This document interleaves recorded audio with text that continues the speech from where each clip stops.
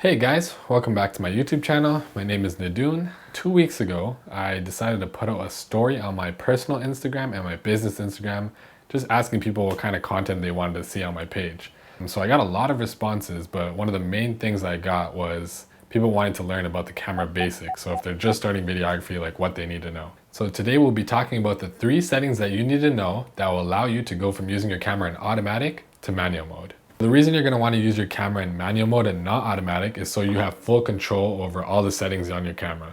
So if you're looking for a specific look, you can set that up instead of hoping your camera gives you that look. Whether it's blurring out the background or getting the perfect exposure, you're able to control that.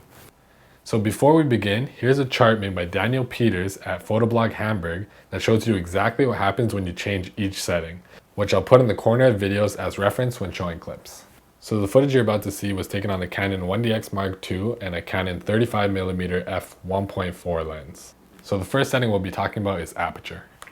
So the aperture has 2 main functions, the first one being depth of field. So for example, a shallow depth of field where you have your subject in focus and everything in the background blurred out, or a deep depth of field where you have everything in focus. And the second thing being controlling exposure. So whether you want your video to be darker or lighter, you can control that with the aperture as well.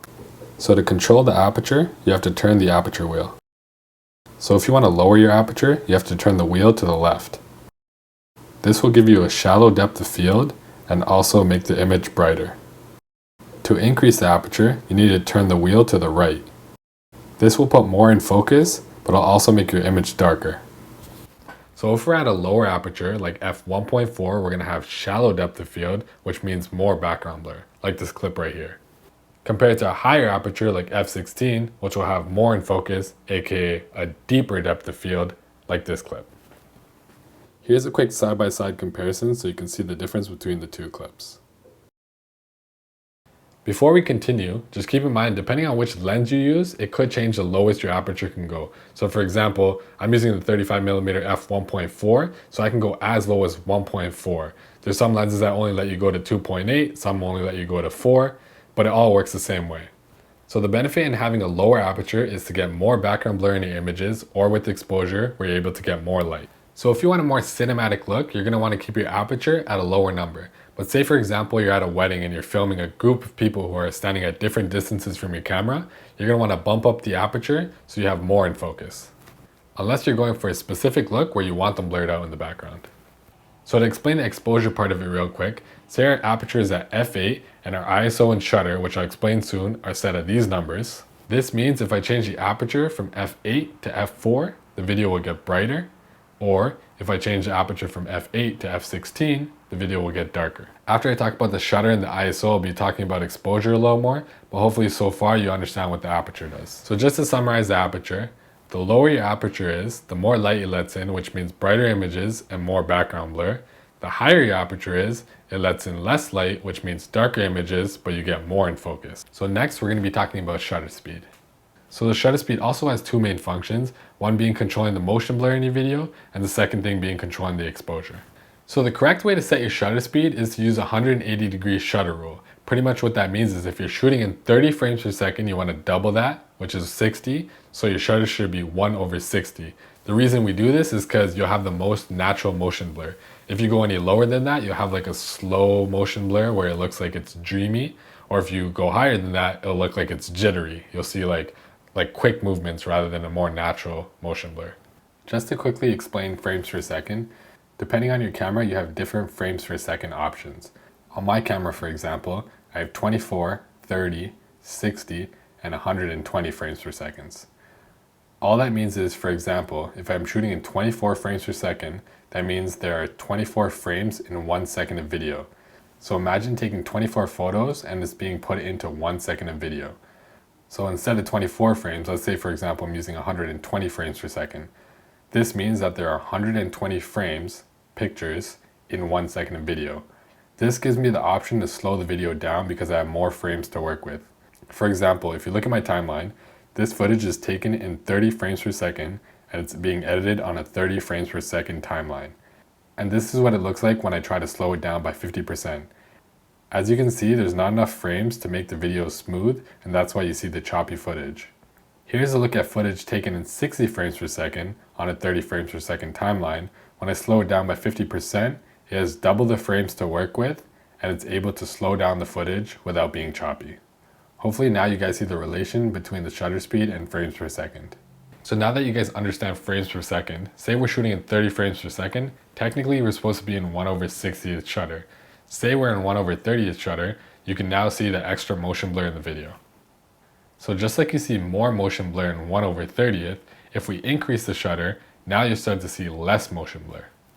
So based on that, if you're using 24 frames per second, you want to double it, which is 48, and the closest shutter to that is 1/50th, so that's the shutter you would use. If you were using 30 frames per second, you'd use 60 shutter, 60 frames, 125 shutter, 120 frames per second, you'd use 250 shutter. So to explain how our shutter speed affects our exposure, let's say our shutter is 1/60 and our aperture and ISO are set to these settings. This means if you change your shutter speed from 60 to 30, you're going to get more light, or if you change your shutter from 60 to 125, you're going to get less light. So to summarize shutter speed, you always want to say double your frame rate, and for some reason if you go lower, you're going to get more light and more motion blur, and if you go higher, you're going to get less light and less motion blur. So lastly, we're going to be talking about ISO. So the ISO controls how sensitive the sensor in the camera is going to be to light. So if you start decreasing your ISO, your image will start getting darker, and if you increase your ISO, your image will get brighter. So think of ISO as being artificial light. If you need more light, you can add it in. If you don't, you can take it away. So you want to keep your ISO as low as possible. The reason being, once you start increasing your ISO too high, you'll start seeing noise in your footage and your video will look grainy. So depending on which camera you have, you might start seeing noise at different levels of ISO. For example, my first camera, the Canon 70D, I would start seeing noise at 1600 to 3200 ISO. With my current camera, the Canon 1DX, I'll start seeing noise at like 6400 or even 8000. So let's say you're filming at an event and all of a sudden they turn the lights off because there's about to be a dance performance. You could bump your ISO up to 8000 or 10,000, but you're going to see a lot of noise in your video. So one way where you can fix this is bring in more lights. That way you can bump your ISO back down and there won't be noise in your video. So to summarize ISO, think of it as artificial light. So for example, if you need more light, you bump up the ISO. If you need less light, you just decrease the ISO. So here's an explanation on how all three of them work together. So let's say we're filming at 120 frames per second. If we multiply by 2, our shutter should be 240. Closest thing is 250, so our shutter will be 250. So now let's say we have two people away from each other, but walking towards the camera and we want them both in focus, we're gonna have to go with a higher aperture. So now that we set our shutter speed and our aperture, all we have left to do is set our ISO.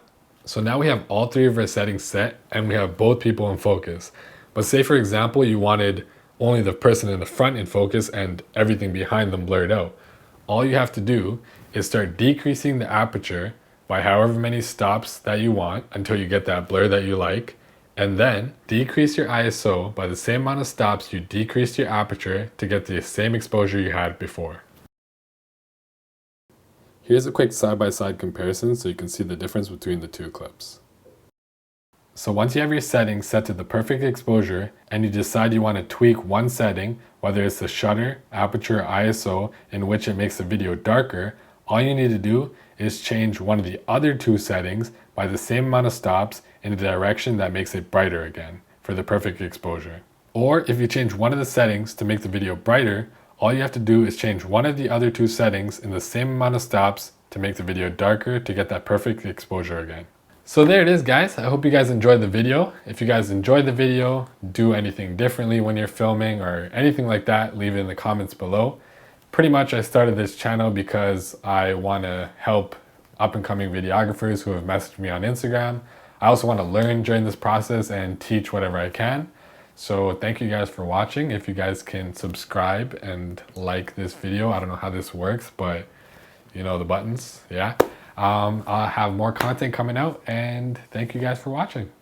And one last thing, over the past 1.5 to 2 years, I've always had people DM me questions, whether it be about camera related stuff, whether it's settings or what gear I use, to business related on how to start your business and how to hire people and all that. So I thought I'd do a giveaway in this YouTube video and pretty much do a one-on-one call with 2 people. And you guys can pretty much ask me any questions you want that you need the answer for. So all you have to do to enter is comment down below and tell me why you love videography, and maybe just put your IG tag so I can message you if you are one of the winners. Thank you guys for watching, and I'll see you guys soon.